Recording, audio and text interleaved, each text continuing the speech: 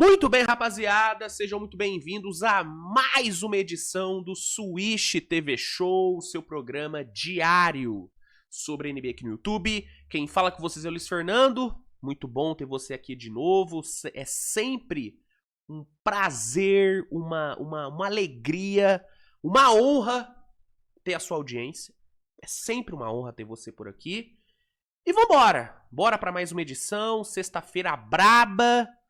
Dia 26 de junho, mais um mês se encerrando, né? Coisa linda, mais um mês aí de muito trabalho, de muito empenho, né? Esse mês foi foda, hein, cara? Esse mês foi foda. Esse comecinho de free agency aí, de free agency não, esse comecinho de off-season, free agency ainda vai abrir ainda.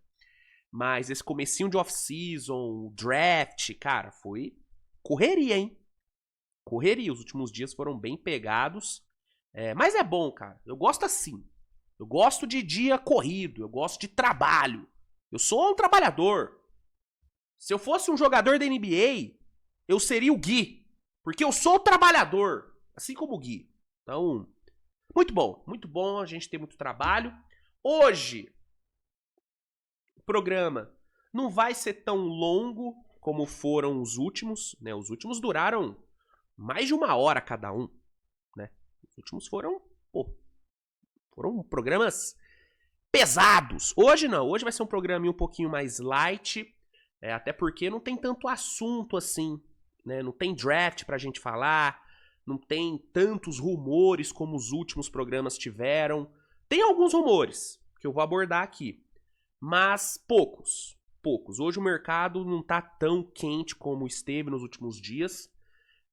A gente teve mais cedo a troca do Isaiah Joe, mas eu já fiz vídeo comentando, então acho que nem vale abordar aqui no programa. Mas só pontuando rápido, o Isaiah Joe foi trocado para o Detroit Pistons por 2 escolhas de segundo round.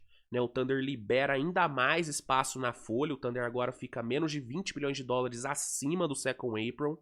Né, só fazer mais 1 ou 2 movimentozinhos ali, que o Thunder fica abaixo do second apron, podendo ainda renovar com Hartenstein, podendo renovar com Cason Wallace. Então, a saída do Isaiah Joe, assim como a saída do Wiggins, ajudam muito na questão de manutenção da base, né, do OKC. Lembrando que tanto o Wiggins como o Joe foram muito pouco úteis para o Thunder no último ano. Né, no playoff mesmo, os dois combinaram para menos de 20 minutos de média, né? O Isaiah Joe teve acho que 11 e o Wiggins 5, 6. Então são dois caras que não vão fazer falta pro Thunder. E a saída deles ajuda muito. Barateia o time, deixa o time financeiramente mais saudável. E pra Detroit é muito bom. Assim como o Hawks conseguiu pegar um bom role player no Aaron Wiggins pagando só 2 seconds, desculpa. O Pistons também. Pistons pega um arremessador de 40% para 3, gastando 2 seconds. Né? Então, mais uma troca boa para todo mundo. E essa foi a única troca fechada mesmo hoje. A única movimentação concretizada. Mas temos alguns rumores. Temos algumas informações de bastidores para comentar. Mas poucas, tá? Hoje o programa realmente vai ser um pouquinho mais curtinho. Até porque sexta-feira, né, gente? Todo mundo quer curtir o sexto, né? Eu também quero. Tem um cineminha marcado para mais tarde. Quero curtir meu sexto também. Então hoje vamos para um programa mais express. Enfim, bora então para a edição de hoje. Vamos começar essa bagaça. Antes só peço para que você deixe seu like, se inscreva no canal, compartilhe o conteúdo, que é sempre muito importante. Não se esqueça de dar aquela conferida nas promoções da Centauro, Mamãe Centauro, parceira do canal. E utilizando o cupom SWISH10, você garante 10% de desconto em produtos vendidos e entregues pela querida Mamãe Centauro. Então não deixe de conferir e não deixe de usar o cupom SWISH10, tá bom? Vamos lá então, vamos começar, roda a vinheta e na volta a gente já começa a falar sobre os rumores do mercado da NBA. Bora! Muito bem, vamos lá então, pessoal. Inclusive, um adendo. O que eu tô viciado em imitar o Galvão Bueno nesse período de Copa é brincadeira. É bizarro, pô. Sempre que eu tenho oportunidade, eu lanço um Galvão Bueno, cara. E tem expressões específicas que despertam o meu Galvão. Igual, muito bem. Eu não consigo falar muito bem. Eu tenho que falar muito bem, né? Dramático. É dramático, amigo. Tá complicado, cara. Esses meus surtos de Galvão estão começando a virar um problema. Vou ter que levar isso pra terapia. Eu tô com síndrome de Galvão. Tá aí. Síndrome de Galvão. Tô com essa doença, cara. Bizarro, cara. Qualquer oportunidade, mano. É muito bem, amigo. E em qualquer lugar, esses dias eu meti um muito bem pro Uber, pô. Tava no Uber, ele me deixou lá no shopping. Na hora que eu saio do carro, eu falo pra ele, muito bem. Tipo, caralho. Ridículo, mano. Tá virando um surto. Realmente eu tô surtado. Eu tô viciado em imitar o Galvão, mano. Caralho, tá foda, bicho. Tá foda. Enfim. Fica aqui o desabafo. Todo drama, amigo. Aqui. Tá vendo? Todo drama do menino que imita o Galvão Bueno, amigo. É complicado, dramático, amigo. Eu vivo um drama. Eu vivo um drama em La Paz, amigo. É Copa do Mundo, amigo. Ai, vambora. Ah, meu Deus do céu. Isso porque eu falei que o programa ia ser mais rápido, né? Ia ser mais curto. Eu vou ficar meia hora só imitando o Galvão aqui. Puta que me pariu. Ó, vamos lá, vamos começar. Vamos começar falando sobre bastidores de uma das trocas mais bombásticas que a gente teve nesse começo de off-season, né? Que foi a troca do Lamelo, né? Ontem a gente teve Lamelo Bola sendo trocado para Minnesota, inclusive tem muito conteúdo no canal falando sobre essa troca, tem vídeo sobre quem venceu, sobre quem perdeu, eu dissequei essa troca no último programa, se você não viu, vai ver. E aí hoje, né, com a poeira tendo baixado, informações de bastidores saíram. Nosso querido John Krasinski, do The Athletic, soltou um relatório falando o seguinte, que segundo suas fontes, o Lamelo não era o plano A de Minnesota. Meus amigos, o plano A de Minnesota era o Jaylen Brown. Exatamente, o Jaylen Brown era o plano inicial de Minnesota. Minnesota teria ido atrás do Jaylen Brown e o Celtics teria feito a seguinte oferta, teria pedido o seguinte pelo Jaylen Brown: Rudy Gobert, Naz Reid, escolhas de draft parecidas com as que o Minnesota mandou para Charlotte, então seria uma first de 33 e aquele caminhão de swaps, né? São 3 swaps, salvo engano, e uma seconds, né? Essa teria sido a pedida do Boston Celtics, que foi negada por Minnesota. Minnesota não topou essa troca, o que pra mim foi um acerto por parte de Minnesota. Tá? Apesar do Jaylen Brown ser um jogador melhor do que o Lamelo, e isso pra mim é indiscutível, o Jaylen Brown é melhor do que o Lamelo, é melhor e maior do que o Lamelo, muito maior inclusive.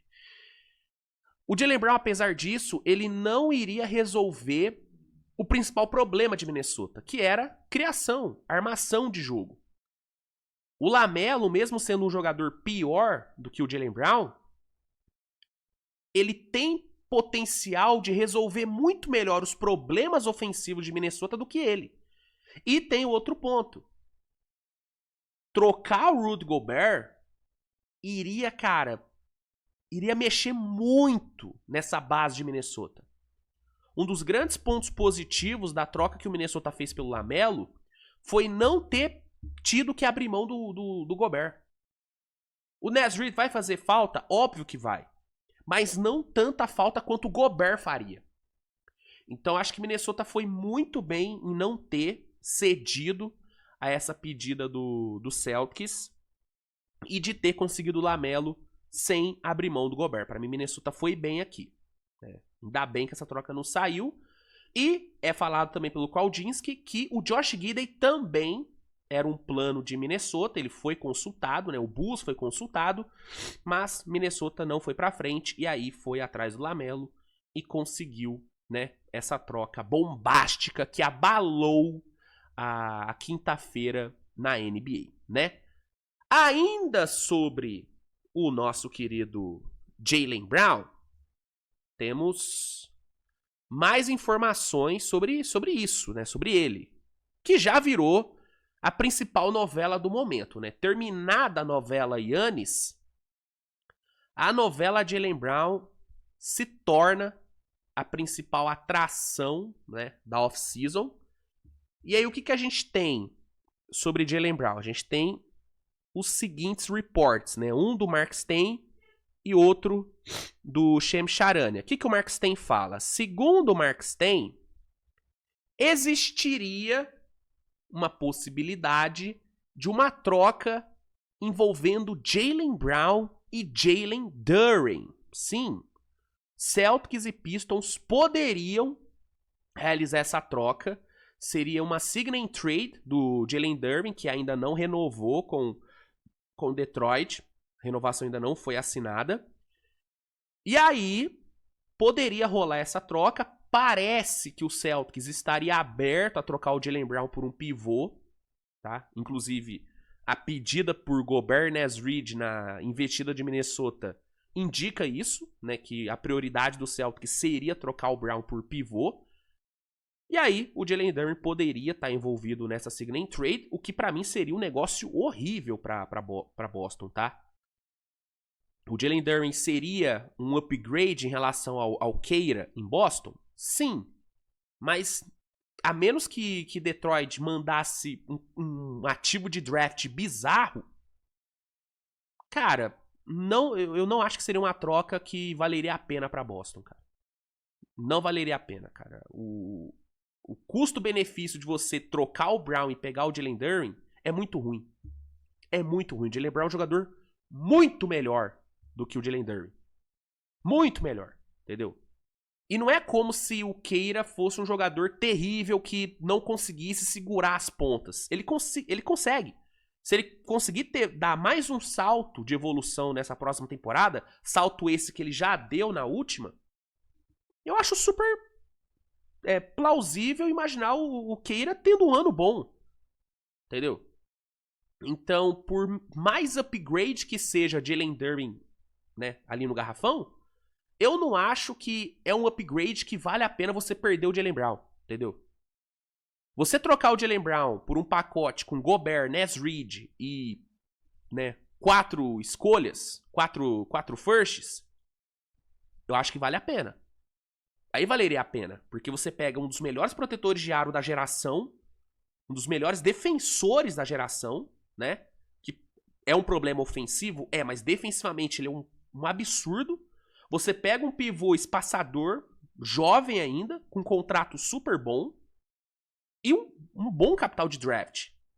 É diferente de trocar pelo Jalen Duren, numa sign and trade. Jalen Duren esse que no último playoff foi uma coisa constrangedora. Então, essa aqui seria uma troca que eu acharia horrorosa pra Boston. Aparentemente não vai acontecer, até porque, e aí já trazendo aqui um outro report, que o programa é assim, a gente vai conectando informação na outra. Segundo aqui o report feito pelo, cadê? Aqui, ó, pelo Talk Hoops, tá?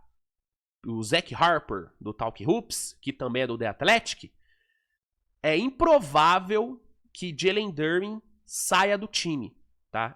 É improvável que o Pistons troque o Jalen Duren. Então essa troca entre Duren e Jaylen Brown não vai acontecer. Inclusive é falado também que o Walker Kessler também não deve sair, né? A tendência é que os dois recebam, né, novos contratos em seus respectivos times. Inclusive, eu acredito que o Duren vai receber uma bolada em Detroit, viu? Porque o fato do Pistons ter trocado a Isaiah Stewart obriga a Detroit a manter o Duren de qualquer jeito, né? Porque se eles não pagarem o que o Duren quer e o Duren sair, Detroit vai ter que começar a temporada com Paul Reed como seu pivô titular, né? E aí é complicado. É complicado. Por melhor que seja o Paul Reed, não dá pro Paul Reed ser o seu titular. Se você é um time que quer competir, como é o caso de Detroit, não dá. Então eu acho que Detroit vai acabar abrindo o bolso legal pelo Jalen Duren. Eu imagino um contrato bem parecido com o contrato do Austin Reeves no Lakers. E assim como eu achei o contrato do Reeves um overpay, eu também vou achar o contrato do Duren um overpay, caso seja um contrato de 44, 45, 46 de média. O que eu acredito que vai ser pela necessidade do Pistons de manter ele, né? Se o Detroit não tivesse trocado a Isaiah Stewart, ou tivesse trocado por um outro pivô, um pivô ok, talvez a barganha do Jalen Duren não seria tão grande. Mas agora, cara, o poder de barganha do Jalen Duren tá muito grande, tá muito alto. Então, eu acho que o Detroit vai acabar abrindo o bolso. O Jazz, eu não sei se o Jazz vai abrir tanto o bolso assim pelo Kessler. Acho que o Jazz tem mais poder de negociação do que Detroit tem em relação ao Duren. Mas eu acredito que o Kessler vai pegar um contratinho legal. Se o Jazz não tá disposto a trocar ele, não quer perder ele vai acabar pegando uma grana boa. Mas eu acho que vai pegar menos do que o Jalen Duren vai pegar em Detroit. Até porque o Duren foi All-Star na última temporada. Então ele tem mais lastro de negociação do que o Kessler, né? Mas enfim, nenhum dos dois deve sair. E aí, por conta disso, essa troca, né, de Jaylen Brown por Jalen Duren, ela não deve rolar. Mas o Brown ainda assim pode ser trocado. As informações são de que o Celtics está ouvindo propostas por ele. E a pedida do Celtics, segundo o Charania, seria pelo menos 4 firsts, tá? 4 escolhas de primeira rodada seria o piso inicial de negociação para Boston abrir mão do Jaylen Brown. O que é um pedido que eu acho válido pelo que é o Jaylen Brown, pelo tamanho do Jaylen Brown. Acho que 4 firsts tá super ok. Tá super ok. Se o Michael Bridges valeu 5, o Jaylen Brown vale pelo menos 4, né? Então, é isso. E aqui é falar também que Detroit tem interesse no Kawhi Leonard, mas como o Kawhi não teria interesse em renovar com o Detroit numa possível troca, aí eles, né, pensaram no Jaylen Brown, mas isso aqui já não foi pra frente e não deve ir pra frente pela indisponibilidade do Duren de sair, né? Voltando a falar sobre pivôs, né? Eu já adiantei aqui, né, o report sobre o Duren e sobre o Kessler, mas tem informações sobre outros pivôs, tá? O mercado de pivôs aí tá aquecido. Primeira coisa, segundo o Charania, não há possibilidade do Hornets trocar o Naz Reid, né? Naz Reid vai ficar em Charlotte. Charlotte vai utilizar o Naz Reid, que é uma decisão mais do que correta. Inclusive, eu tô muito curioso para ver o Naz Reid tendo mais minutos e mais protagonismo, né, agora fora de Minnesota. Ele nesse time do Charles Lee, né, com esse pace alto, com esse espaçamento, com esse volume alto de bolas de 3 tentadas, eu acho que o Naz Reid pode ter uma temporada muito forte, mas muito forte mesmo. Tô muito ansioso. Um que pode sair é o Mitchell Robinson, tá? O Mark Stein fala que o Knicks aparentemente não vai conseguir segurar o Mitchell Robinson, né, pela folha inchada que o Knicks tem. Lembrando que o Knicks paga um valor muito alto para OG, Mikal e o Towns. O Brunson é o menor dos problemas em termos de folha para o Knicks, porque o Brunson recebe um contrato ridículo de baixo. Ridículo de baixo. Por decisão dele, ele quis abrir mão de dinheiro, o que permitiu com que o Knicks sustentasse esse elenco nos últimos anos. Mas para esse próximo, o Knicks vai ter que começar a cortar alguns caras, e o Mitchell Robinson pode ser um deles. E aí, com essa possibilidade do Mitchell Robinson sair, o Brooklyn Nets aparece como um interessado, né? O Brooklyn, que trocou o Nick Claxton nessa off-season, pode repor a saída dele com o Mitchell Robinson, que dependendo do preço, eu acho que seria interessante, cara. Acho que seria interessante pra Brooklyn. O Mitchell Robinson, apesar dos problemas físicos e ofensivos que ele tem, cara, defensivamente ele é um colosso, né, cara? Eu sou muito fã da defesa do Mitchell Robinson. E num time jovem como o Brooklyn, seria legal ter um cara como o Mitch Robinson, um cara experiente, que acabou de ser campeão. Acho que ele agregaria muito nesse time, cara. Mas claro, dependendo do valor que ele vai custar, né? Então, tem isso. Aí tem aqui a informação sobre Durbin e Kessler, né, que eu já falei. Sobre Jonas Valanciunas, que foi uma grande decepção em Denver, né? Eu achei que ele seria o reserva perfeito pro Jokic e acabou que pouco impacto ele teve. E aí, aparentemente, Valanciunas deve estar de volta pra Europa, tá? Segundo o Donatas Urbonas, do Basket News, o Valanciunas deve ir para os Žalgiris, né? Vai voltar para a Lituânia, vai voltar para casa. Ele que já queria ter voltado para a Europa no último ano, mas Denver acabou insistindo e fez ele ficar. Para esse ano, ele deve voltar. Então, Jonas Valanciunas já estaria, né, de passagens prontas para a Europa. E para fechar essa ala dos pivôs, esse momento dos pivôs, o bloco dos pivôs, temos aqui informações de Jake Fisher e Ramona Shelburne. O que eles falam? Eles falam que o Lakers segue de olho em bigs no mercado. O Kelly, que seria o interesse, parece que não vai rolar, porque o Bucks planeja manter o Kelly no time, o que é uma decisão correta, né? O Kelly é um cara com potencial, acho que ele, com mais protagonismo, com mais minutos, acho que o Kelly pode dar um salto muito bom de evolução. Tô muito ansioso para ver ele jogar, inclusive, nesse Milwaukee Bucks, onde ele vai ter mais liberdade. Então o Kelly estaria fora de cogitação. O Lakers teria tentado o Ives Smith, do Pelicans, que eu acho que seria um bom pivô para esse time do Lakers. Acho que ele tem características que casariam com esse time do Lakers, especialmente ali com o Luka. Mas não rolou, tá? O Pelicans não quis. E agora, os alvos do Lakers pro garrafão seriam esses três, né? Já que Jalen Duren e Kessler não devem sair também, esses aqui seriam os alvos, né? O Jalen Smith, o Isaiah Stewart, que acabou de ser trocado para Memphis. Não duvido de Memphis trocar o Isaiah Stewart, tá? Não me surpreenderia, mas eu, se fosse Memphis, não trocaria. Mas eu não acho impossível o Memphis trocar. E o Mamuk Elashvili, que nem é pivô, né? O Mamuk Elashvili, ele é muito mais um PF do que um center.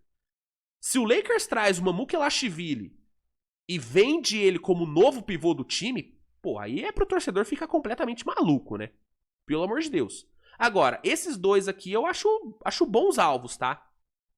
Tanto o Jalen Smith como o Isaiah Stewart, eu acho que eles seriam bons jogadores, seriam bons pivôs pro Lakers, tá? Seriam muito bons pivôs. Então, são dois alvos interessantes. A questão da Isaiah Stewart é que ele acabou de chegar em Memphis, acabou de ser trocado por seconds, então o Memphis pagou muito barato por ele.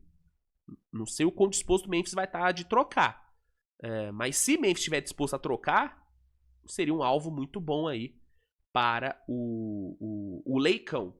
Por falar em Leicão, falar sobre ele, o nosso querido vovô, né? Falar sobre o velho, porque após a renovação do Austin Reeves, uma das grandes perguntas que surgiram foi: beleza, o Lakers vai dar esses 40 e tantos milhões na mão do Austin Reeves. O que vai sobrar pro velho? Vai renovar com o velho? A renovação do Austin Reeves é um indício de que o Lakers não vai renovar com o LeBron? Primeiro ponto, que é um ponto que eu acabei nem falando no vídeo que eu fiz sobre a renovação do Reeves, porque na hora que saiu a renovação, eu admito que eu não tinha essa informação. O novo contrato do Austin Reeves, ele só vai começar a ter impacto no cap do Lakers na próxima temporada. Por conta das regras de cap holds e tal. É uma burocracia meio complicada, mas o que vocês têm que saber é que esse novo contrato do Reeves, ele só vai pesar no cap do Lakers a partir da próxima temporada. Então, para essa temporada, o Lakers segue com o mesmo espaço de cap que tinha antes de renovar com o Reeves, que eu acho que é o quê? 40, 50 milhões? Acho que é algo parecido com isso. Então, o Lakers vai ter grana para montar um time, vai poder investir, inclusive investir no LeBron. Só que até o momento, tá? Depois eu tenho que confirmar quanto de espaço que o Lakers tem no cap. Inclusive, deixa eu buscar aqui.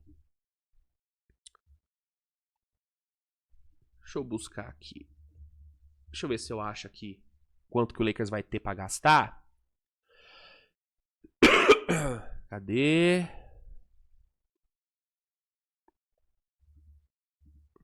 Cadê?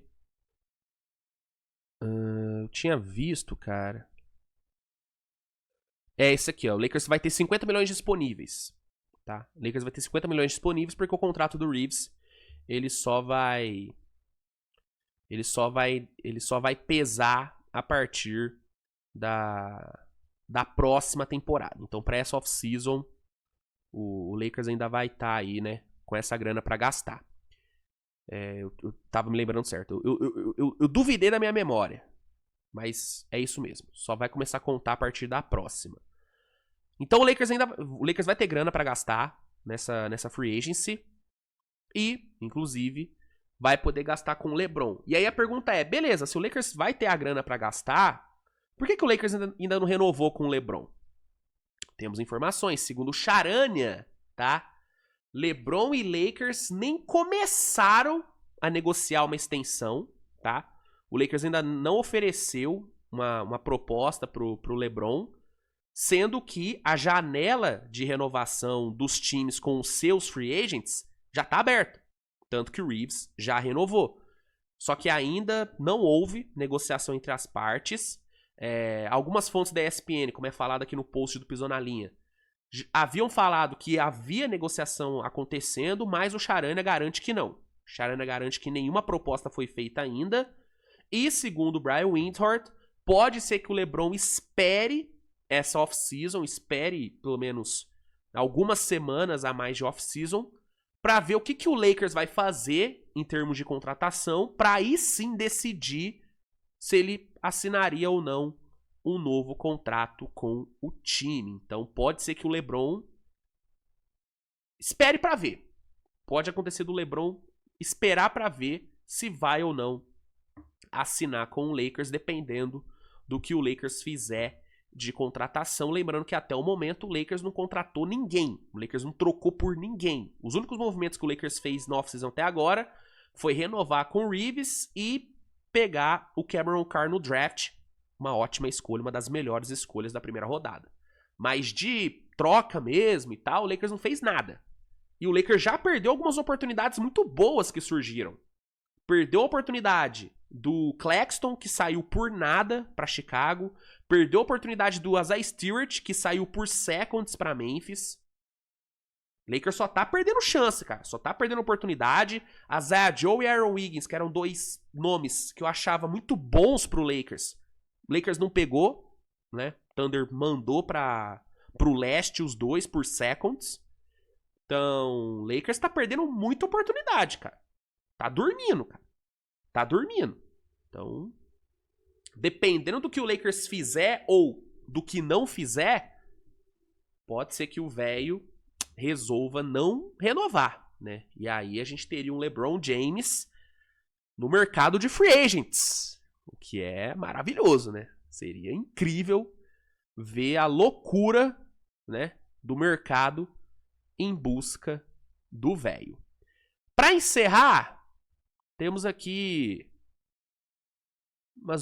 mais duas informações. A primeira é sobre o nosso garoto Morango, né? Menino Morango segue com seu futuro totalmente incerto e, pro azar dele, não há nenhuma perspectiva de resolução, né? Aqui no Coast to Coast eles falam que a situação do Ja Morant no mercado da NBA continua estagnada e teriam dois motivos para isso. O primeiro, os times interessados em Morant não querem assumir o contrato de 42 milhões de dólares dele sem levarem pelo menos uma first de compensação. Ou seja, os times não veem valor numa troca só pelo Ja Morant. Se for só pelo Ja Morant, os times não querem. Os times precisam de pelo menos uma first para acharem válida a troca. O que diz muito sobre o quão desvalorizado o Ja Morant tá.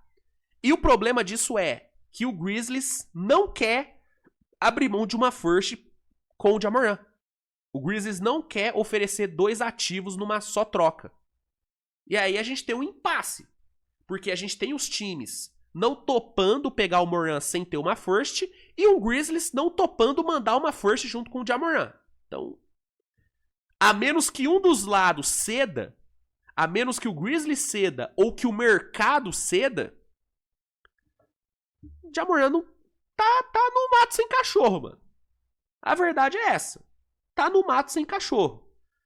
E aí, a gente tem um Ja Morant que não sabe o que vai fazer. Porque Memphis não quer ficar com ele e os times não querem ficar com ele também, sem que venha uma compensação. Um buyout que eu já até cheguei a cogitar, eu acho muito difícil de acontecer, analisando melhor, pensando melhor. Cara, são 42 milhões de dólares. E se não me engano, ele tem mais um ano ainda, né? Ele tem mais um ano ainda de contrato. Então, ele não vai aceitar buyout, ele não vai abrir mão de toda essa grana. Então, mano, sei lá o que vai acontecer, cara. Sei lá o que vai acontecer. No final do dia, eu acho que Memphis vai acabar cedendo, tá? Eu acho que pelo tanto que Memphis não quer mais o Ja Morant, e pra querer seguir logo o novo caminho, virar logo a página e agora seguir com a molecada, Cam Boozer, Ida e companhia, eu acho que no fim Memphis vai acabar cedendo e vai abrir mão de uma first pra se livrar. Vai acabar pagando pra se livrar do Ja Morant. Igual o Minnesota fez com o Julius Randle. Eu acho que é isso que vai acabar acontecendo no final. Mas até o momento, Memphis segue não querendo ceder e a novela do Menino Morango segue aí sem resolução. E pra gente encerrar, vamos falar sobre alvos do Heat, né? O Heat que conseguiu a grande troca da off-season até agora, precisa, né, reforçar ao redor, né? Porque beleza, pegou o Giannis, mas o time tem buracos a serem tapados. E aí alguns alvos do Heat, segundo o portal 5 Reasons Sports, que é especializado em Miami, né, nas franquias de Miami, alguns alvos seriam Buddy Hield, Klay Thompson e Chris Middleton. Esses seriam alguns alvos para shooters que o Heat tem. E eu vou te falar, viu? Gosto dos alvos. O Buddy Hield dos 3 é o que eu menos gosto, pra ser sincero. Agora, tanto o Klay como o Middleton são alvos que eu gosto, tá? São alvos que eu gosto, tá? E são alvos baratos. Eu não acho que Dallas vai fazer jogo duro pra trocar os dois. Acho que são alvos muito acessíveis pra Miami. Então, eu gosto, cara. Se o Heat conseguir um desses dois aqui, o Heat já começa a melhorar legal a sua rotação. Já enriquece mais a sua rotação. Então, gosto, cara. Gosto muito dos 3, especialmente do Klay e do Chris Middleton. Vamos ver se Miami consegue concretizar esse interesse, né? Eu acharia muito bom. Qualquer um desses dois eu acharia muito bom. O Buddy Hield não me apetece tanto, né? Mas Chris Middleton e Klay, esses sim, me apetecem demais. Bom, pessoal, é isso, viu? Por hoje é só. A gente se vê amanhã com mais conteúdo ou, né? Caso role uma troca relevante, eu venho aqui, né? Falar com vocês. A menos que aconteça enquanto eu estiver no cinema. Eu tenho cineminha marcado para mais tarde. Se a troca acontecer no cinema, aí não vai ter como gravar. E aí vocês vão ter que esperar um pouquinho. Mas se não, eu venho aqui na hora para falar com vocês sobre essa potencial troca. Obrigado, valeu pela audiência, tamo junto, grande abraço, grande beijo e tchau, valeu!